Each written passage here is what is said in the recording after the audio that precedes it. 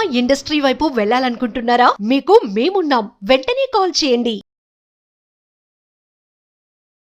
నమస్తే, welcome to Suman TV. నేను విష్ణు. ప్రస్తుతం పాటు certified financial planner Ram Prasad గారు ఉన్నారు. వారితో మాట్లాడదాం.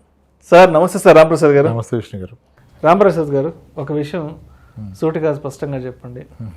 మనం ఎప్పుడు వంకరగా చెప్పాము సార్, సూటిగానే చెప్తా, అదే కదా ప్రాబ్లం. సార్ ఇది ఇంటర్వ్యూ సార్, ఇంటర్వ్యూ అయితే ఏముంది సార్, కొంచెం సీరియస్గా మాట్లాడుకుందాం సార్. ఏదో రచ్చమండ దగ్గర ముచ్చట్లాగా ఉంది మన ఇద్దరు మాట్లాడుకుంటే, మరి ఆడియన్స్ కూడా అట్టే ఫీల్ అవుతారు. వీళ్ళు ఇది ఇంటర్వ్యూ అనుకుంటున్నారు, లేదంటే ఊర్లో రచ్చబండ దగ్గర ముచ్చట పెట్టుకున్నాం అనుకుంటారు. సర్లేండి, అయితే చాలా లెట్స్ బి వెరీ ప్రొఫెషనల్ సీరియస్గా చెప్పండి. సార్ రామ్ ప్రసాద్ గారు, ఇప్పుడున్న పరిస్థితుల్లో ఒక వ్యక్తి రిటైర్ అయ్యే నాటికి ఎన్ని కోట్ల రూపాయలు కూడబెట్టగలిగితే ప్రశాంతంగా ఉండొచ్చు అని చెప్పొచ్చు అంటారు? ఎన్ని కోట్ల రూపాయలు కూడబెట్టగలిగితే ఫైనాన్షియల్ ఫ్రీడమ్ని పొందినట్టు భావించవచ్చు? ఈ ఫ్రీడమ్ని, ప్రశాంతతని, రిటైర్మెంట్ని కొలవాల్సింది కోట్లలో కాదు, టైంలో కొలవాలి. అంటే కోట్లుంటే సంతోషంగా ఉండొచ్చు కదా? కోట్లుంటే సంతోషంగా ఉంటారని కాదు, కోట్లుంటే అన్నీ జరిగిపోతాయి, అన్నీ అలా దగ్గరకు వస్తాయి. జరుగుతాయి, జరగవని అనట్లేదు. కానీ ఎన్ని కోట్లతో రిటైర్మెంట్ అనే దానికన్నా ఎన్ని ఇయర్స్కి సరిపడా డబ్బు ఉంటే నీ రిటైర్మెంట్ అనేది ఇంపార్టెంట్. ఓకే, 25 ఏళ్ళకి రిటైర్ అయితే ఇంకా 75 ఏళ్ళు బ్రతకలా? లైఫ్ అంటే 100 ఏళ్ళు అంటావా? లైఫ్ అంటే 100 ఏళ్ళే గోయింగ్ ఫార్వర్డ్. లైఫ్ ఎక్స్పెక్టెన్సీ విపరీతంగా పెరుగుతుంది, జనాల నంబర్ అంతే. మెడికల్ అడ్వాన్స్మెంట్ ఉంది కదా, మెడికల్ అడ్వాన్స్మెంట్ ఉంది. అసలు గూగుల్లో లైఫ్ ఎక్స్పెక్టెన్సీ కొడితే వీళ్ళు గెట్టును లేదు లేదంటారు అందరూ. అదే డిఫరెంట్ స్టోరీ.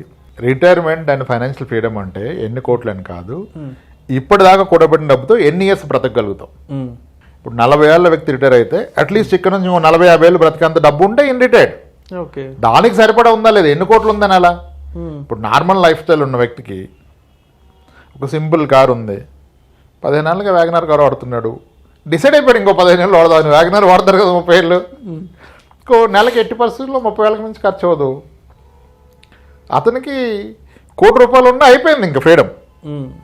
ఇప్పుడు someone is tune to A better life. Saturday వస్తే మనడు పబ్లో ఉంటాడు, 40 లక్షల కారు, ఫ్రెండ్స్, అలా ట్రిప్పులు టూర్లు వేస్తాడు. మనోడు క్వార్టర్లీ బీచ్లో ఒకసారి గ్లాస్ పట్టుకుని కూర్చుంటాడు. ఆ లైఫ్ స్టైల్కి అలవాటు, ఆ లైఫ్ స్టైల్ మెయింటైన్ చేయాలంటే ఆయనకి నెలకే ఖర్చు ఇంత అంటే ప్రాబ్లీ అతనికి 5 కోట్లు కావాలా. సో కాబట్టి ఇన్ని కోట్లు అని కాదు, నీకున్న మనీతో ఎన్ని సంవత్సరాలు నువ్వు అనుకున్న లైఫ్ స్టైల్ మేనేజ్ చేస్తావు అనేది రిటైర్మెంట్. కాబట్టి అందరికి ఇన్ని కోట్లు కాదు, అర్థమైంది కదా? సో దాన్ని కోట్లలో కొలవకూడదు, ఇయర్స్లో కొలవాలి. రిటైర్మెంట్ని కోట్లలో కాకుండా ఇయర్స్లో కొలవండి. టైం పారామీటర్, ఎన్ని ఇయర్స్ నేను అనుకున్న లైఫ్ స్టైల్ లీడ్ చేస్తా, that is what is your retirement. ఆ కొలతలు మానేసి ఇంకా కష్టపడుతున్నారు జనాలు. కొలిస్తే తేలిపోద్ది, నీకున్న మనీయే నీకంటే ఎక్కువ రోజులు బ్రతుకుద్దిరా, నువ్వు ఈ మనీని దాటి నువ్వు బ్రతకలేవు అనే పరిస్థితిలో చాలామంది ఉన్నారు. చాలామంది ఉన్నారు. ఇప్పుడు ఒక కమర్షియల్ కాంప్లెక్స్ ఉంది, ఆయనకి రెంట్ వస్తుంది, 1,70,000 1,50,000 రెంట్ వస్తుంది. ఈయన ఖర్చు ₹1,00,000. ఖర్చు 1,00,000 ఉండి మంచి బ్రతుకు బ్రతితే ₹1,00,000 ఖర్చు ఉండి 1,50,000 రెంట్ వస్తూ ఉంటే, ఫస్ట్ థింగ్ నీ బిల్డింగ్ 5 years ఓల్డే, అది ఇంకొక 70 ఏళ్ళు బ్రతుకుద్ది. నీ వయసు 40, నువ్వు ఇంక 70 ఏళ్ళు బ్రతకవు కదా. నీ రెంట్ వస్తూనే ఉంటుంది, ఆ రెంటు పెరుగుతూ పోతుంది. నీ ఖర్చు ఎంత పెరుగుతుందో రెంట్ అంతకంటే ఎక్కువ పెరుగుతుంది, ఎందుకంటే నీకు ఆల్రెడీ గ్యాప్ ఉందిగా, క్వశ్చన్ ఉంది, యువర్ రిటైర్డ్, ఇంకా మళ్ళీ నీ కోట్లు ఎందుకు కదా. అలా టైం ఎంత కావాలి, ఈ ఉన్న మనీతో ఎన్నేళ్ళు బ్రతుకుతాను, అది ఉన్నప్పుడు ఇంకా అదొకసారి మైండ్ సెట్ను తీసేస్తే చాలా హ్యాపీగా బ్రతుకోవచ్చు, హెల్దీగా బ్రతుకోవచ్చు. Health and happiness, then comes wealth. ఈ రెండు లేకుండా డబ్బు ఒకటి ఉంటే ఆనందము ఆరోగ్యం వస్తాయా రావా, అది తెలవనప్పుడు ఆనందం ఆరోగ్యం పాడైతాయి. Maybe 10-20 crores is at the cost of losing our health, happiness, that is of no use కదా. ఆర్డర్ ఇది.